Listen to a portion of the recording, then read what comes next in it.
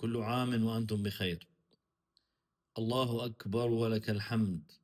الحمد لله والشكر والمنة لله عز وجل على هذا الفضل العظيم الذي أكرمنا الله به بعد سقوط هؤلاء الطغاة. الحمد لله رب العالمين. مر عام على تحرير سوريا. كل عام وأنتم بخير يا أحرار العالم، كل عام وأنتم بخير يا أحرار سوريا، كل عام وأنتم بخير يا أيها الذين قدمتم كل ما تملكون في سبيل الحرية.